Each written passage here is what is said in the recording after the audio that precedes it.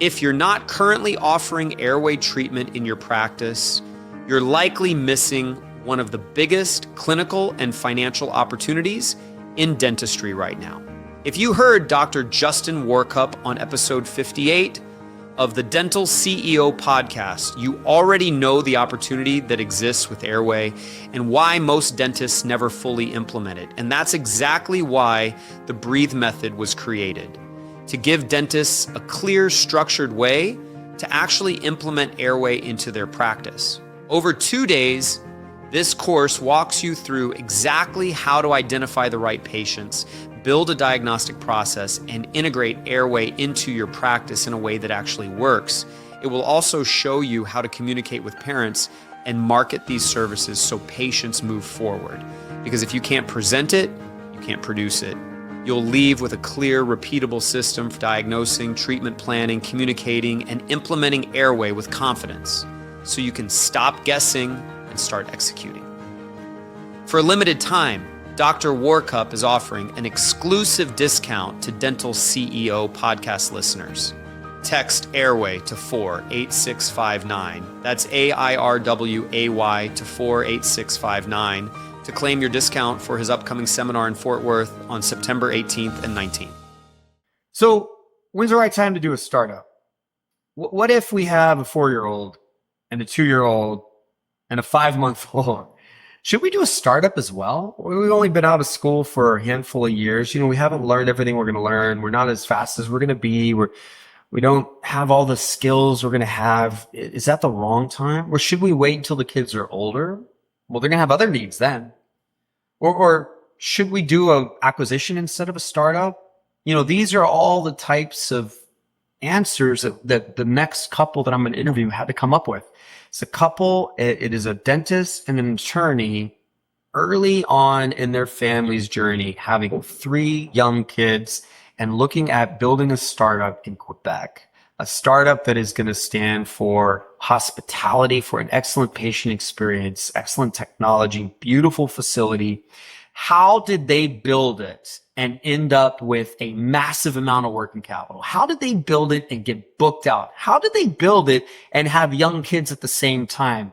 How did they build it and look back and say, we're so happy we did this crazy thing in a crazy moment of our journey as parents and as a couple? What is that actually like? And that's what we're going to talk about today on today's episode of the Dental CEO podcast.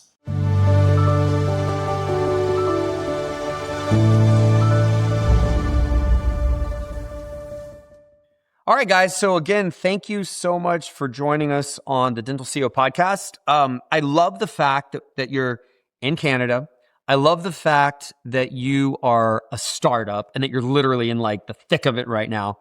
And I love the fact that you are a family building this together in a very busy family time. So I want to dive into all kinds of topics with that.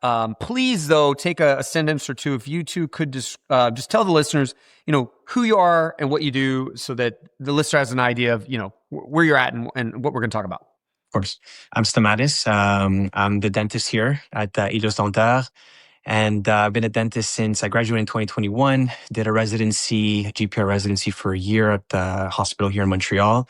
And worked in 2 practices as an associate over the last few years before deciding to open up a startup. Awesome. And? I'm Katarina. I'm actually a lawyer, not a dentist. Currently on maternity leave. In Canada, we have a good year of maternity leave. So our 3rd child is 5 months old, and it's been fun calling her our office mascot and being at the practice every day with her ever since its opening. Okay, so Katarina, trained as an attorney on maternity leave. You two have a 5-month-old. You've also got 2 other kids, right? How old are the other kids? Our eldest, our daughter is 4, and our son is 2.5. 4-year-old, 2-year-old, 5-month-old. And how old's your startup? 1 month old. 1 month old. That's a lot of new. That's a lot of new to juggle, to handle, to build, to grow, to parent these startup humans and practices. So we've got a lot to talk about. I think one obvious question is, what are you thinking? So you graduated in 2021, and that was that was 5 years ago from this recording. So in those 5 years, you start having kids right away, right after graduation, and now you think about doing a startup. You got pregnant during the startup kind of process. What are you thinking? So a lot of people might say, "Oh, I don't know if that's the right time to do a startup, right?" Or I don't know if that's the right time to have a kid or two or the third. So what are you thinking? So let's dive into that. What are you thinking? I mean, look, to be quite honest with you, we've heard the same thing that, but at the end of the day, we've always told ourselves, look, it's never the right time. Of course, it's, yes, it's been busy and there's a lot going on in our minds right now in terms of what's going on at home, family life, and also, making sure that, everything goes well here at the clinic. It's chaos for sure, but it's a good kind of chaos. It really is. I feel like it's, one of the best decisions I've made or that we've made.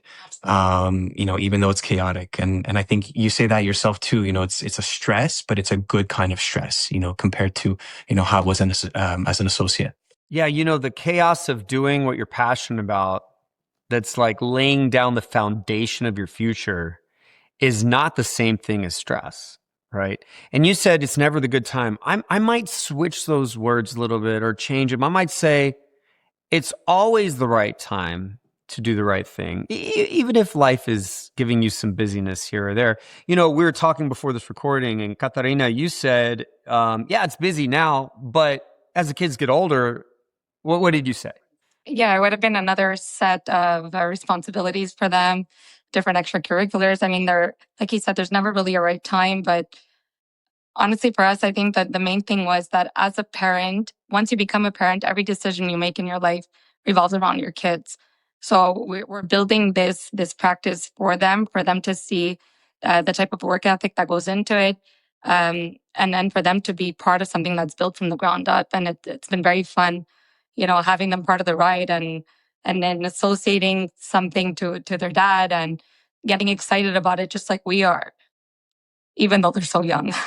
Yeah, and I think you guys kind of mimicked what I did early on in my career. When I built my second set of startups, I had my 5-year-old daughter do a video tour of the practice in her little voice with her little words saying what all this is and what all that is. And I think I saw that you guys did something similar, right?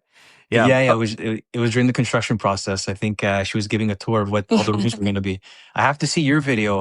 Do you have it? Yeah, it's on YouTube. It's got like 100,000 views or something like that. Amazing. I would love to see that. My daughter, who was 5, is now 19. So, and she's actually an actress and singer. So it's kind of funny to look back at these times. I look back fondly at these times. I know that at the time it was hard for my wife and I. We were having kids while building practices. We were even living 5.5 hours away temporarily to build the practices. I look back at that blur of busyness and all the photos and the videos and what we did, and I'm very proud of all of that. The things I'm not proud of in life is when I was stagnant, when there was mediocrity, when I just got distracted with things that shouldn't be a priority, when I wasn't adding to our life, adding to the foundation. But what you're doing now is adding to it. Not just what you said, the work ethic that your kids get to see, but what you're also doing is you're adding a layer of control to how you spend your day and week and year as a parent and business owner. You can decide the hours you work. You can decide the dentistry you do. You can decide how much your career will eat away from your life, more so than if you were having to work for someone else with their demands. And I think that's very important. Now, let's talk a little bit about the practice. So you're a month in. You are literally in some of the most stressful moments of a startup. You're literally in the thick of it, like head barely above water kind of moment of a practice where you're open, you're seeing patients, but you're not even done with construction. You may not have even closed your loan. You don't even know if there may not even be a lot of working capital yet coming in. And you could be super busy. You could be dead the next day. And all of this is like craziness. That's what it feels like in the very beginning. Are you feeling some of those things, or what is it like for you guys right now? It's trying to continue to make sure that when patients walk in, we provide that hospitality, no matter how busy we are. It has been, we've been fortunate that, with all of our marketing efforts, even before the clinic was open, that, patients have been following me from, other practices as well, voluntarily. So basically trying to continue to create the right systems and try to make the right decisions. And we always second guess ourselves if we are making the right decisions. So right now, we're just hoping we're doing the right things to make sure that we can be as successful as we could be. I mean, it's a good problem to have, being booked out. What is it now? 2-3 weeks? Right now it's like 4 weeks. Yeah. So for the first month when we saw that, we're like, oh, maybe it's the hype, new opening in May. But now that we see that it's trickling into June, July, we actually decided to bring in a hygienist once a week, just to take over the hygiene aspect. And then now we're looking for a second assistant.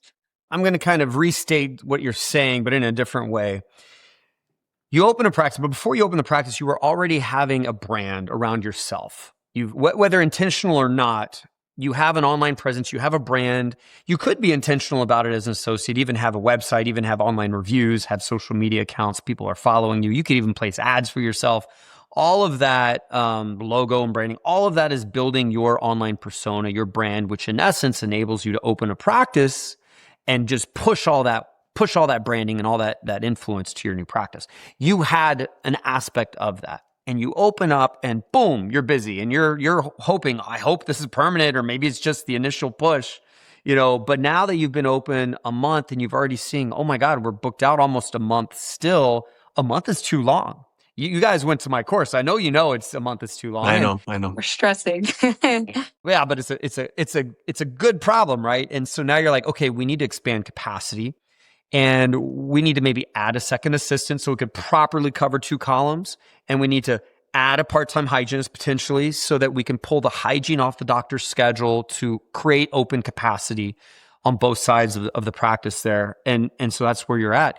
And what I love is that, Katarina is here, and sometimes in a couple, when the dentist builds a practice, it can feel like it's the dentist's practice and the spouse is in the shadows of that. And the dentist schedule's a priority, the needs of the practice the priority, and everyone looks at the dentist as doing this.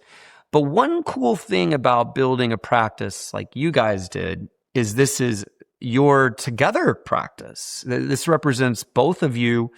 And even though, Katarina, you're an attorney and you've got your own career, and of course you've got to focus on your growing family, your DNA is inside of this practice, and you've also helped launch it. So I'd love to just for a moment talk about what it's like to be the non-dentist that is helping decide, helping open and run the practice. And you got a baby on the hip doing it too, right? So could you talk a little bit about that? Look, the ongoing thing that I tell our families is that when we met when we were in school, we did a lot of these big chapters together: law school, dental school, studying for the board, studying for the bar exam, his pre-clinic, his residency, my articling.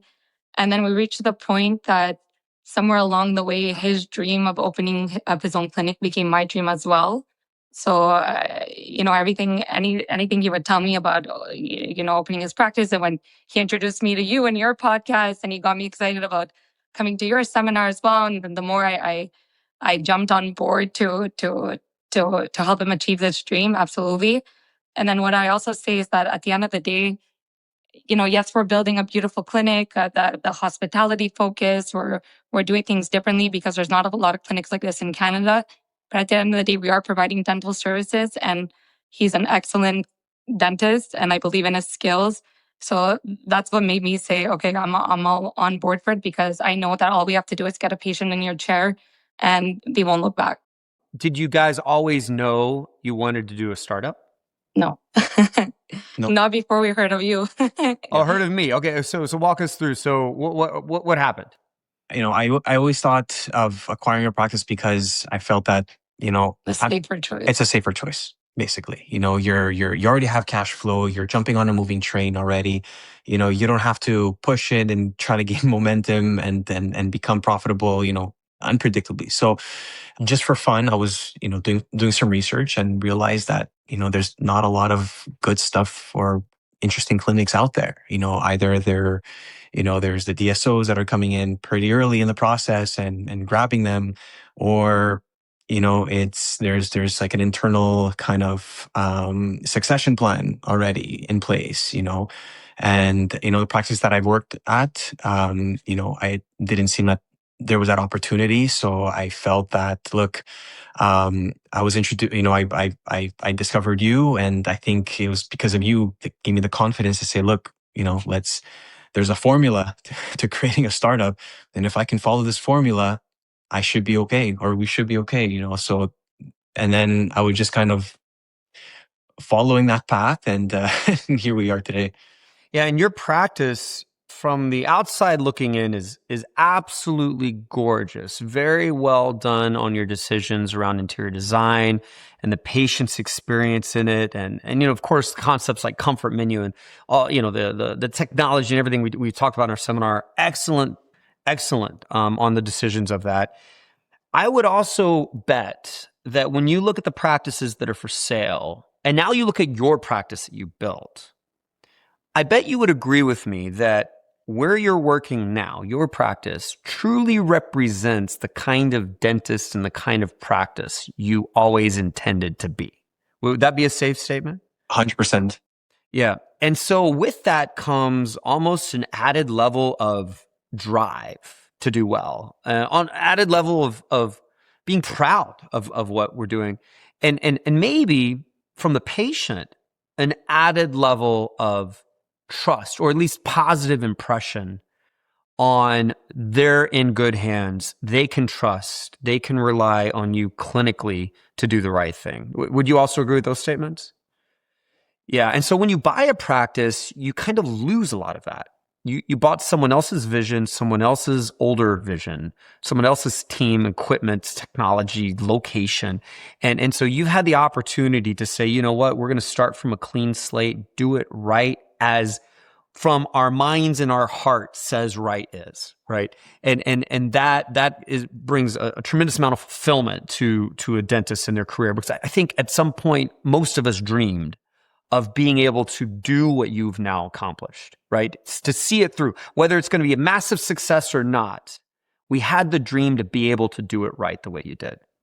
I'm wondering, you know, just to kind of teach a little bit from this podcast episode, what are some of the differences you found studying the U.S. startup market and kind of the recipe compared to some of the Canadian nuances and changes? What are some of those differences that you've realized? Honestly, the main differences is first about getting a loan from the bank. Before I started asking questions here, you know, to our local banks. I mean, first of all, there's like only a few banks here compared to in the States. So one thing that you taught is, you know, get the maximum amount loan, and, you know, be very cost effective in your construction decisions in order for you to have enough working capital. Here we have the loan just for the leasehold improvement, just for the construction and equipment, and that's it. Then there's an extra loan, a line of credit that you can use as your working capital. So those are two different loans. So basically you can max out your first loan on construction and equipment 100%, but you still have that line of credit to use as your working capital. So that's the first thing. The second thing is in terms of insurances. I mean, you know, we don't necessarily have to. I think in the States you have to, you know, be part of or you have to register. And it was like, I don't really know what the nuances there, but here it's either your fee for service, so you collect up front and you submit on patient's behalf to the insurance, or you deal directly with the insurance where you submit a claim, the patient pays the copay, and that's it. Okay, so let me kind of re-explain that a bit. So in the United States, we really have we classify in the U.S. as you are either in network or fee for service. And in network means the insurance tells you what your fee has to be.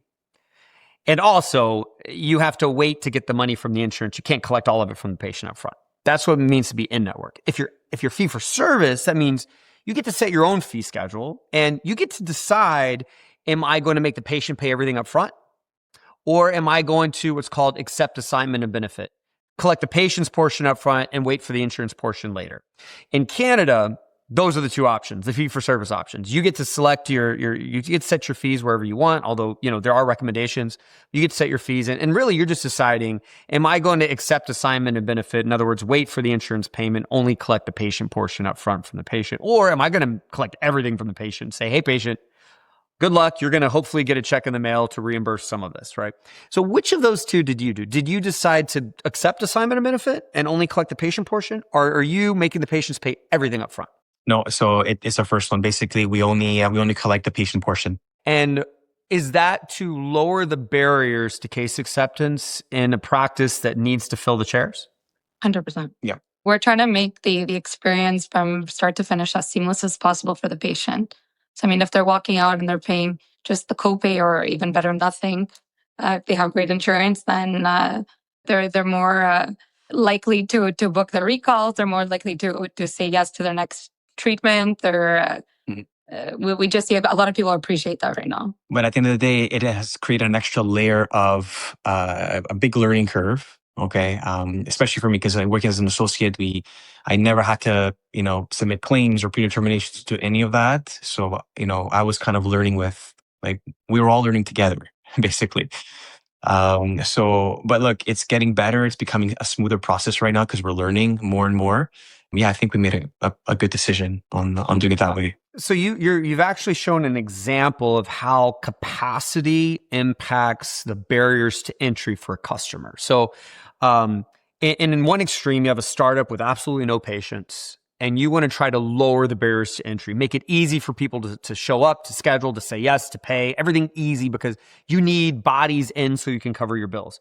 The opposite end of that spectrum is you're booked out way too far. You can't expand. You're out of space. You're out of hours. You got more patients trying to get in than can possibly fit.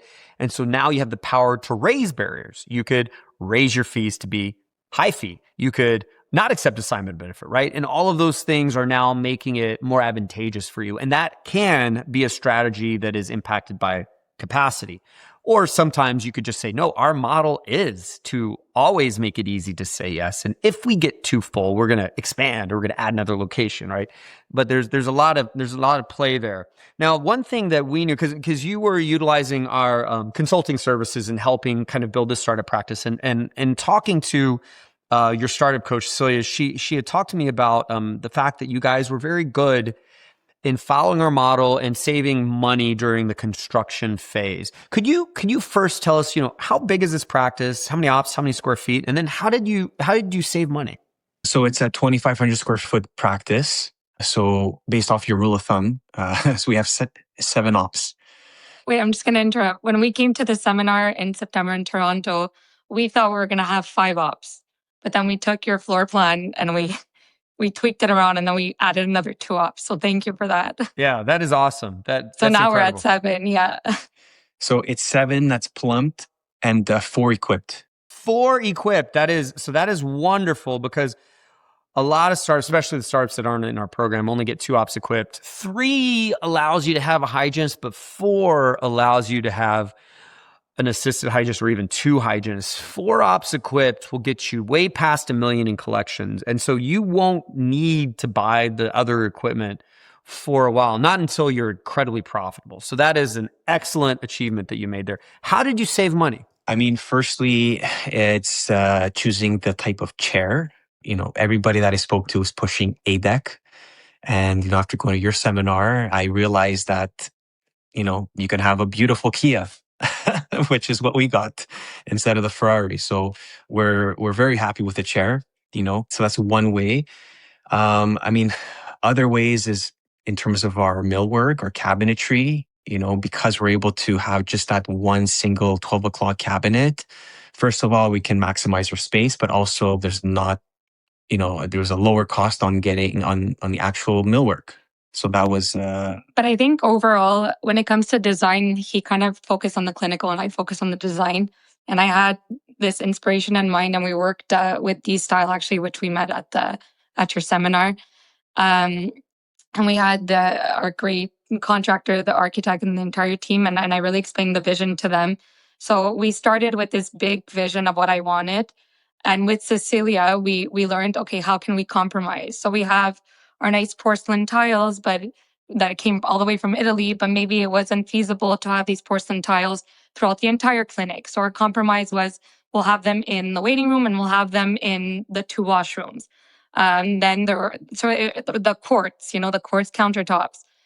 We'll use Korean in certain rooms, and then again in the coffee station, in the washrooms, in the front desk, we'll put the more expensive quartz. So it was like trying to see, okay, where can we meet halfway so we can try to achieve the aesthetic that we wanted, but also not be try to be a little bit more cost effective, because as you were aware, things add up very quickly, but still maintain the overall vision. And with D-Style, with the contractor, with Cecilia, we were really able to do that.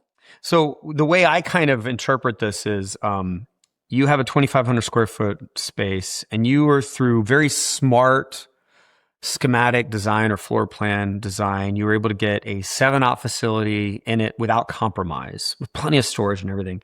And then through the help of interior designers and architects, as well as an overall vision, you were able to be very smart about the decisions. Let's have upgrades where it matters, and let's save money where we should. And the combination of that gives you this beautiful design. Then on the equipment side, you're very smart and thoughtful about the brands and the type of equipment, and of course, minimizing even how much cabinetry you need.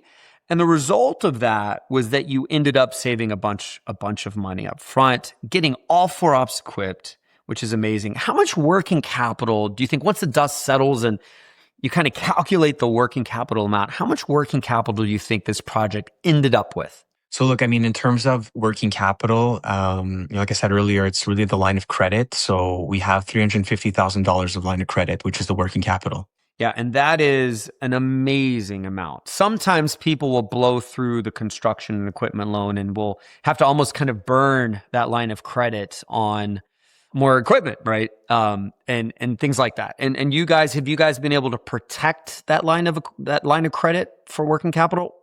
Actually, yeah, we have been able to protect it. Honestly, we haven't even touched it. Yeah, well, it is on one hand, it is incredibly responsible and conservative to not dive into that working capital. On the other hand, if the working capital can fuel growth, you should definitely touch it, right? So, money and debt, we don't want to get debt to buy something stupid like a Ferrari. But if the debt gives us growth and success, that's smart debt, right? So as you're now going into this, when you find yourself too far booked out, you should aggressively expand capacity. Maybe you're hiring another employee before you're worried you can't afford it. No problem. Go into a loss for the next 2 months because of it, because you've got working capital to cover it. But when you hire that extra employee, you've gone up 20 or 30% in your patient flow, and they're going to be reappointed. They're going to say yes to dentistry, and you're just going to grow. Maybe you're realizing, I need to speed up how fast I learn how to place implants. I need to get a CBCT. Now's the time to say, okay, what investments would smartly grow the practice? I'm sitting on a pile of $350,000 of conservative protection to invest in growth, right? So how can I use that for growth? Don't waste it, but do push for growth. Aggressively push for growth is how I would describe it. What's amazing too is because you do a startup, you don't open with 150 patients coming in. You open with less than that. That gives you an opportunity to learn how to deal with claims, to learn how to be a leader, to learn how to be a great leader, and to work on phones and to work on software. What has been your experience, or what is it like right now trying to get on top of training your team or learning how to do what you need to do as an owner? Honestly, leading up to the opening, that's when we had a pretty aggressive training period with the team. One thing that I would say was a little bit more challenging is right now that were running the office, I feel like I've really been focusing mainly on the clinical side, and I felt like I need to really try to find the time to take a step back and work on the practice. But of course, I have Katarina here who works on the practice from on a daily basis, so she's been a great help for sure. But that's been something that I want to try to find more time to do, and you even said it yourself, the first half hour of every day, you should make it CEO time, go through the checklist and all that. And I just felt like I just haven't had the opportunity or the time to do that. Even though I know it's going to really, make the day better and more efficient. This is a weird analogy, and I can't think of a better one right now, but sometimes we have habits in life that are healthy, and sometimes we have habits in life that are not healthy, right? If how you're managing your time right now never changes, but your practice keeps growing, will you end up with practice management cancer? Or will you end up with implosion of yourself from stress or implosion from your family because you're not present, right? If what you're doing now is not healthy to sustain, you must change it now, right? You must change it now, even though the practice is always going to beg you to work more. It's so easy to just say this really simple word. No. Yeah.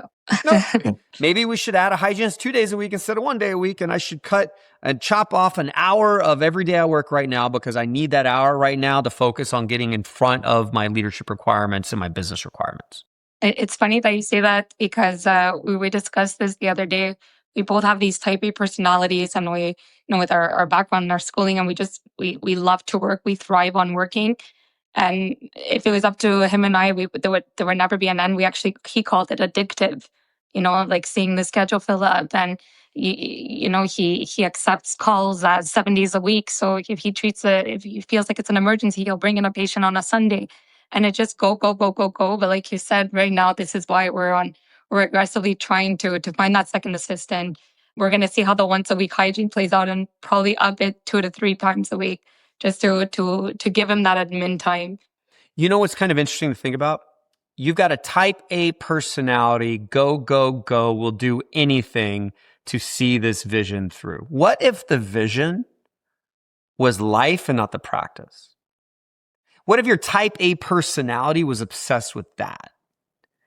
Then what might change the practice so that you could obsessively, addictively achieve this life you want?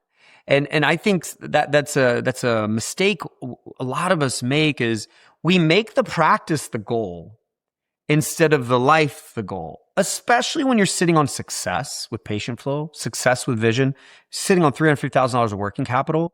That success, that brand, that working capital should be used to make the practice fit into your life vision, right?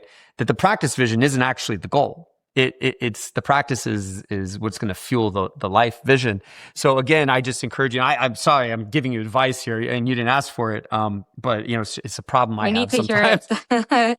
We absolutely need to hear it. What if you sat down in all this chaos and busyness and success and crazy family times, and what if you sat down and said, you know what, for at least the next 3 years, our life would actually be ideal this way.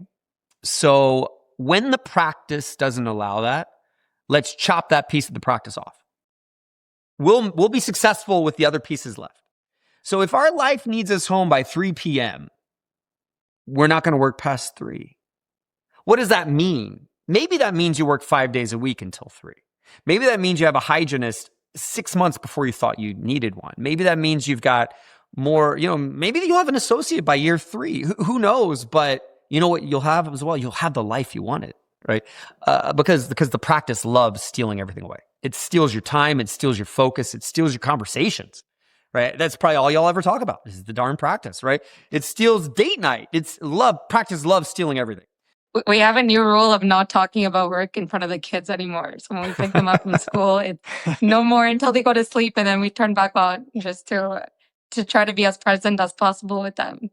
Well, what you guys are doing is very impressive. It's also, something that I think people need to see for inspiration, because you could have easily said, we're too busy. We have kids.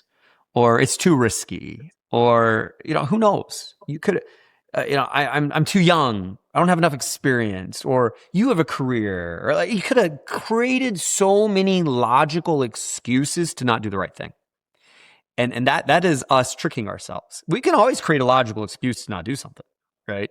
But really, it's not about betting on, is this the right time or right thing right now? It's really saying, I am committing to the journey that leads where the ultimate prize is, right? And sometimes you need to slow down that journey. You're going to walk slower. Sometimes you get hit on the journey and you need to make a course correction. But if you could just start the journey, you're ahead of most people. And the fact you get to do it together is a beautiful thing. Of course, there's boundaries with that as well, right? At some point, the practice can cause conflict in the relationship, and you know that. But it's still a beautiful thing to do together. I'm curious, where do you see this practice 2 years from now? Now that you're in 1 month and you've kind of seen what you've done, kind of look at the crystal ball and say, well, 2 years from now, I think the practice is going to look like this. What is that? I mean, in 2 years, look, I love dentistry. I still want to practice dentistry. It's exhausting for sure. It's exhausting on the body. It's exhausting mentally and all that. But so I want to practice. I want to have maybe better hours so I can, not only drop off the kids at school, pick them up as well, make sure that I don't bring my work home, when I play with the kids, because that's what it feels like right now. So hopefully we can be, relatively stable in that regard, so that we can be able to enjoy that life that you described, Scott. So, which is why it's so important of putting the right systems in place now in the practice, that it's so early on that we're able to train the team correctly, and as the team continues to grow, that we're able to step back and that the practice is able to function without us being physically there. Like, that's the goal. And I think for him also the goal is he has a strong focus on Invisalign. So I always tell him, Invisalign, you can do that. You do it at home. You could do it on a beach. You could do it anywhere you want. Your clin checks, all that. I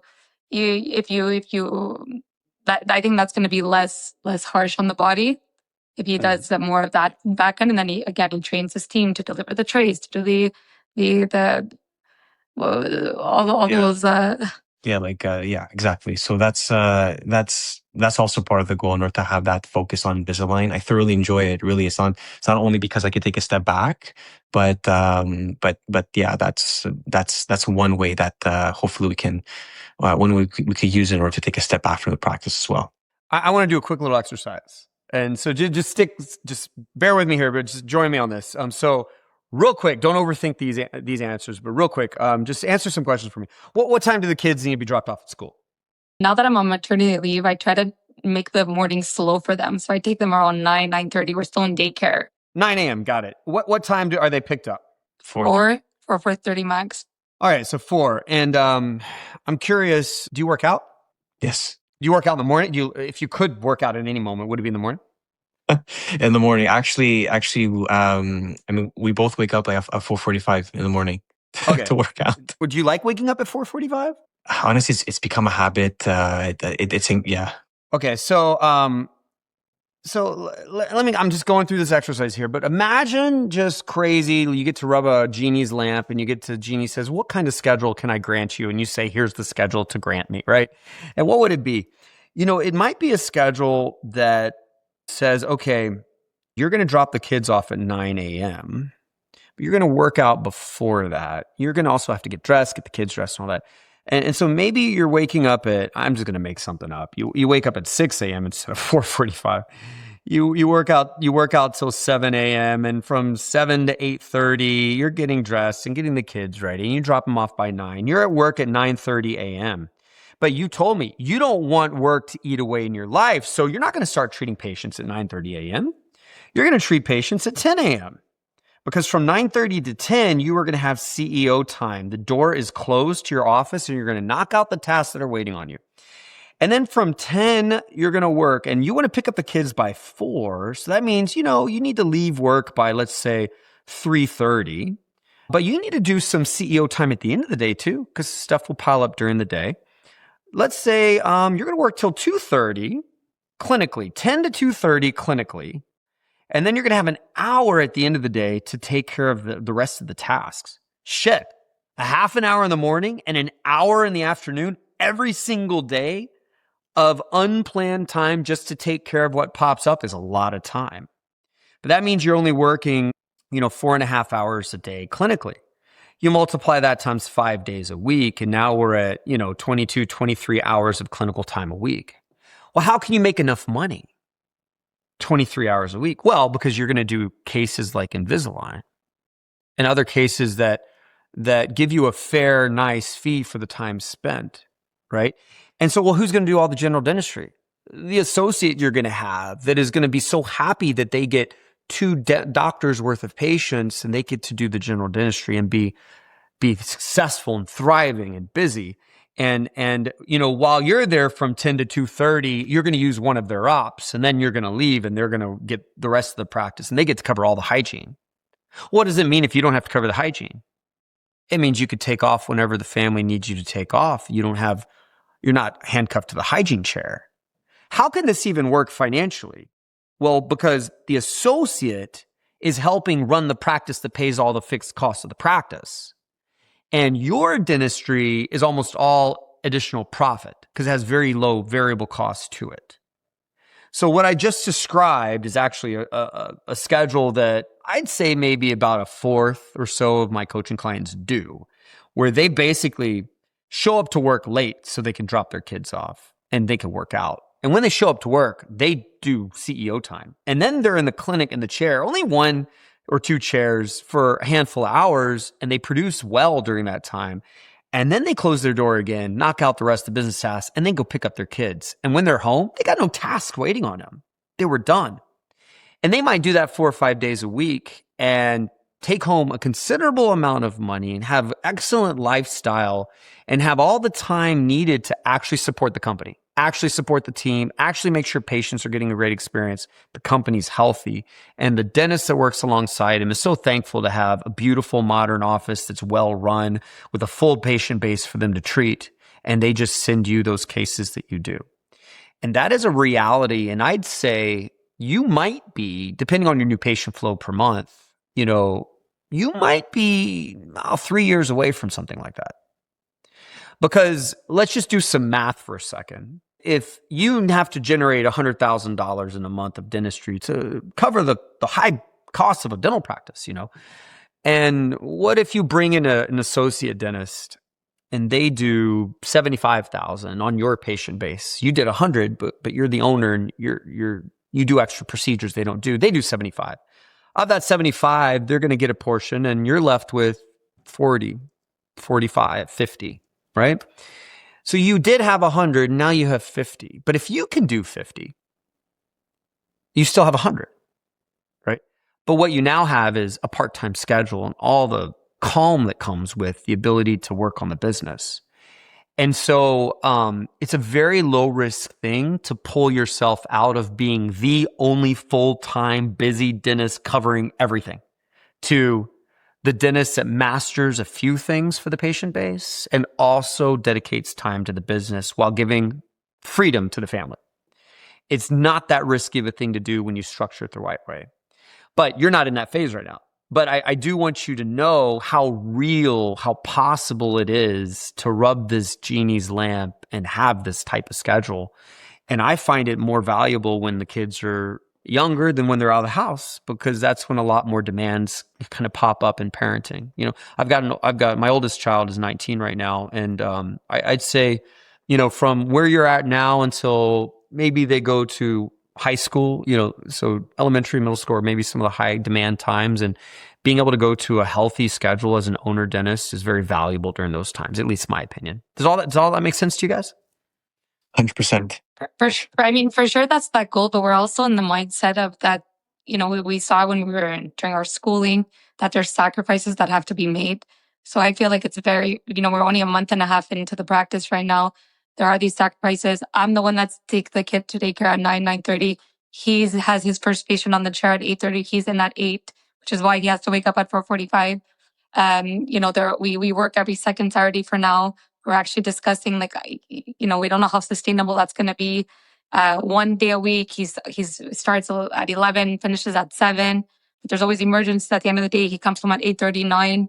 So I mean, like I said, these are the sacrifices we feel like we have to make right now, in order to maintain that patient flow. It's a new clinic, just to get people into the door, and then once we see that the numbers are more consistent and that we have, at least let us go through the summer to make sure that it's going to continue with this flow, then I think we're going to be more comfortable start building the schedule that'll be more ideal for the family.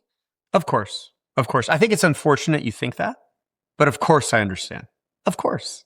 But the busier you are and the more healthy protective capital you have, the less you have to break your life apart in this kind of strategy of honoring what the practice needs.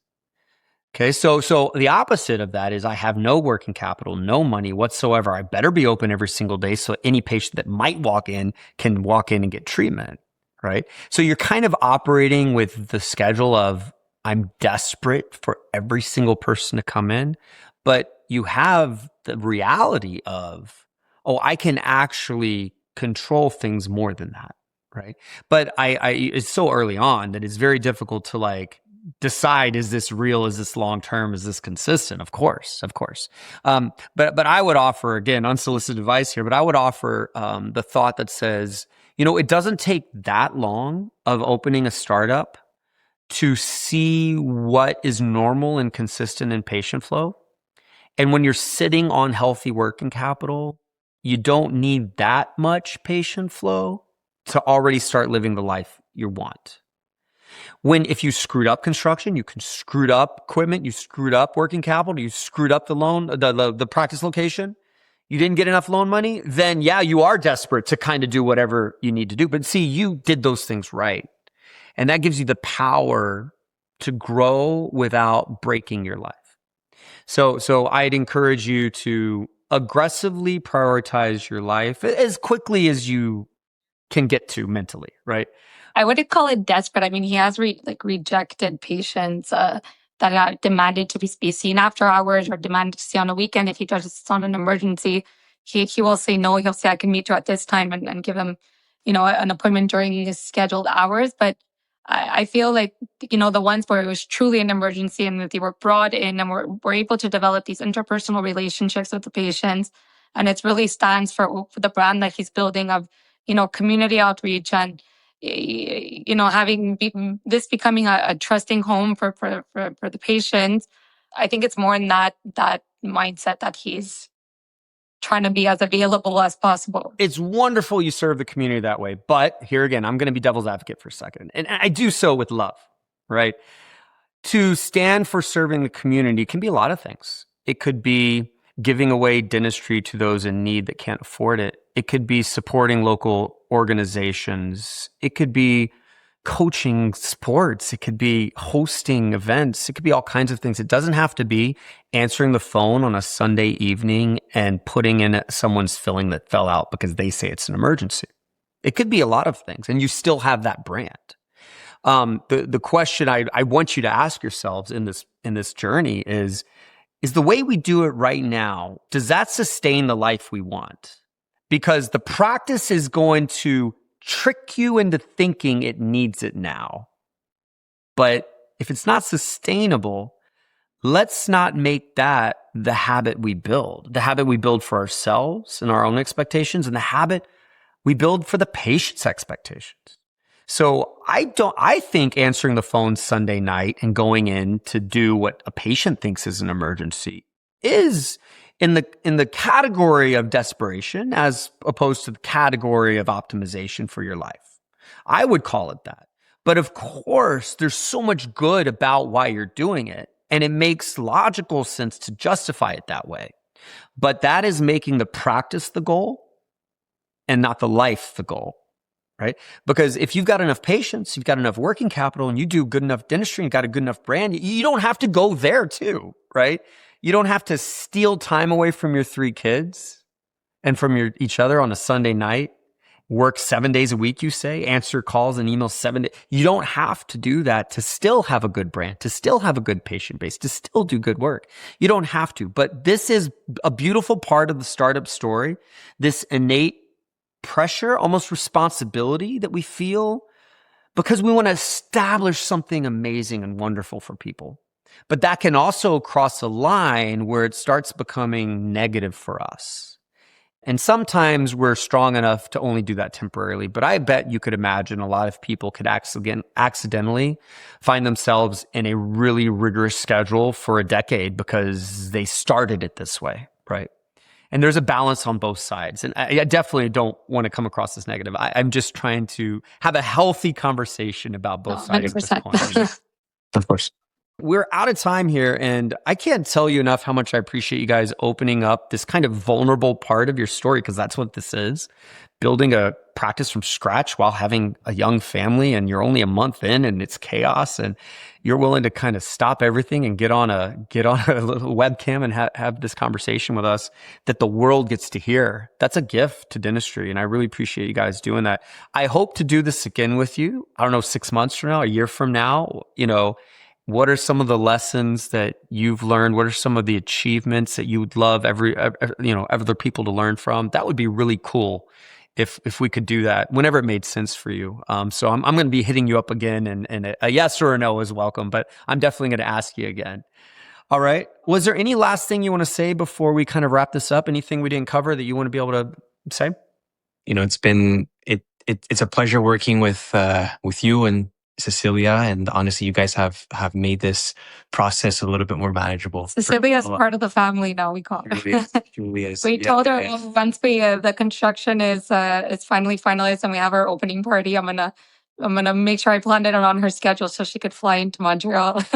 Yeah, she's wonderful. She's worked with me something like 15 years and been part of, I don't know, maybe 1,000 dental offices, but we think she's family too. She's wonderful. When he told me about it, I was a little reluctant at first, but then I think just for like your mental health, because starting your own practice, it's a beast in itself, as you know. So just having her guidance, there's a lot of moving parts, different people, and just her being that piece to just pull everything together so smoothly, being a reminder for certain things, and of course helping us save costs wherever we can. It was definitely worth the investment. 100%. There's no turning back there. 100%. Yeah, 100%. That's awesome. She's gonna love the fact that you guys said that when she hears this. So thank you guys for saying that. And it really is, the cost of consulting or coaching is a tiny fraction compared to the cost of building a practice. And then when you look at the value of skipping mistakes, or just the value of peace of mind, that's insanely valuable, And so I think it was a very smart thing for you guys to do. Okay, well, thank you so much. If people want to actually see photos of your practice, or where would they go online to kind of look at what you guys have done? Photos and videos of our practice, they could go on Instagram. That's basically where we have most of the photos and videos. And they can also, for sure, visit our website. But right now we're still in the final construction period, so we haven't updated the website to include all pictures of our clinic. But I would say Instagram. And your Instagram account, what is your Instagram account for the practice? Is just a name? Yeah. I don't know if there's a dot in it, but it's Ilios Dentaire. So ILIOS. Let me just make sure we have a dot or not. Dot. Yeah. Ilios Dentaire. ILIOS Dentaire, DENTAIRE. That's our Instagram handle. Excellent. You say that word so beautifully. I'm like, dentaire, the American. Oh, you're pretty good.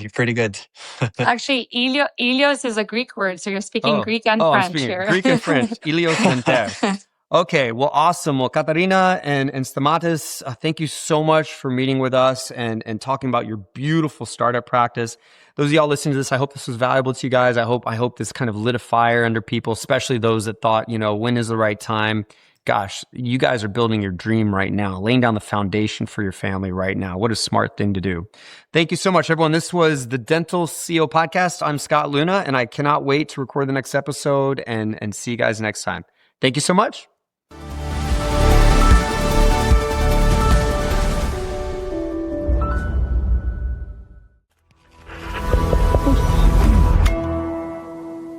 Resonate.